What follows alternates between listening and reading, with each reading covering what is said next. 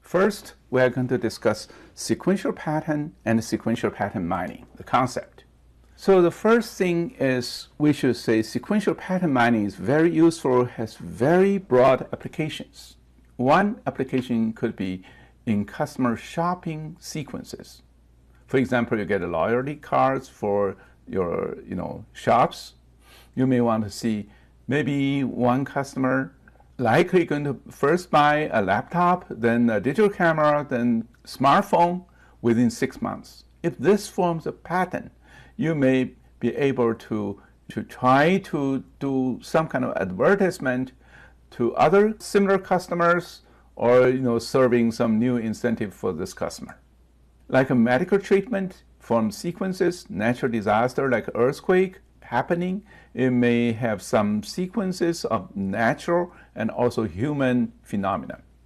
Science engineering, a lot of things are processes. They evolve along with time. Similarly, stocks, markets, they have some kind of duration sequences. Weblog clickstreams, calling patterns for telephone and other things forming sequences.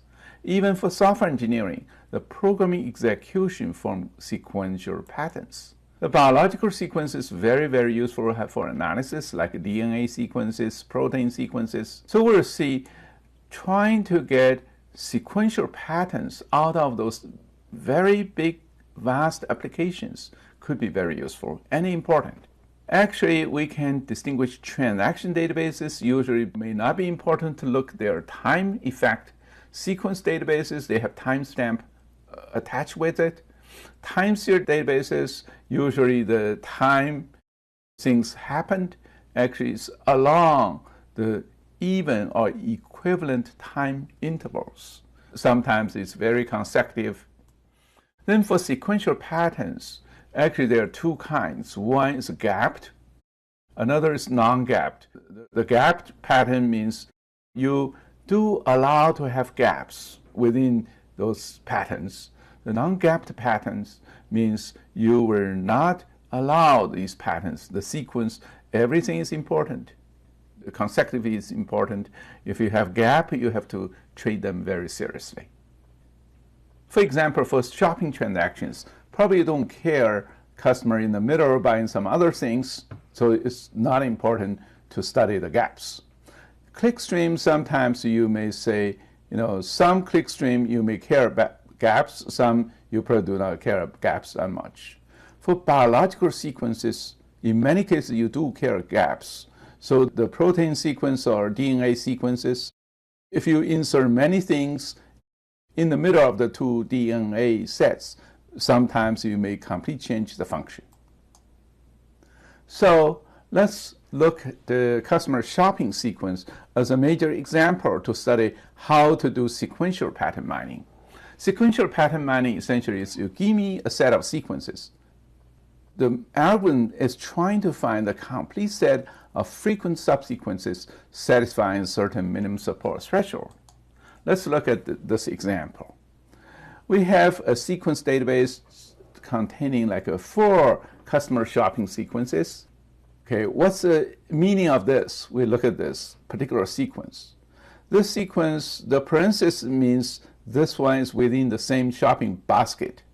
Then after that, you get another one, AB, that means this AB, following EF. But AB is getting together at the same time. Similarly, DF getting together but following AB, and then C, then B. Okay, that means each one of these you can think is an element. It may contain a set of items, or you call events. Then this one event may follow another one. The items within the event, the order is not important because they are in the same shopping basket. But for our convenience, we can sort them alphabetically. Then what is subsequence?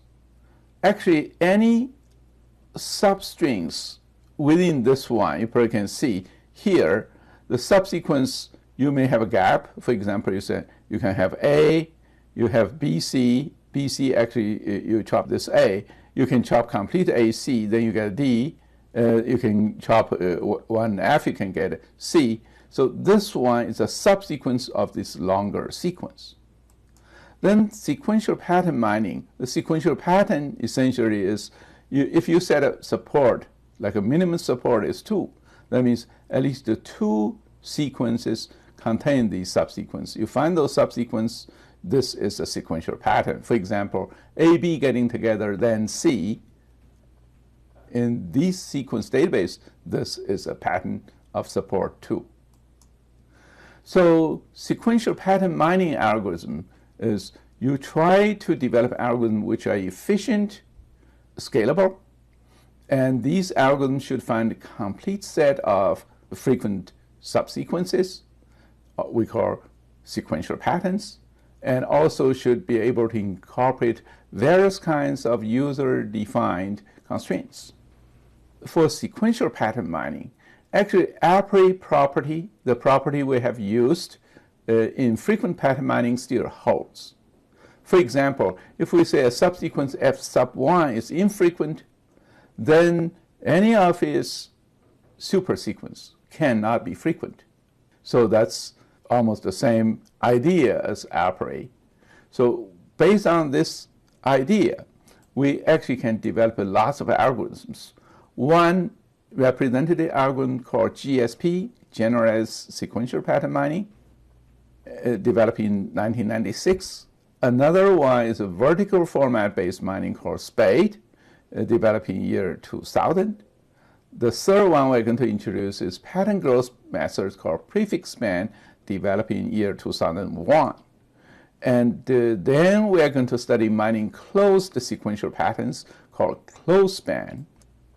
Finally, we are going to discuss constraint-based sequential pattern mining.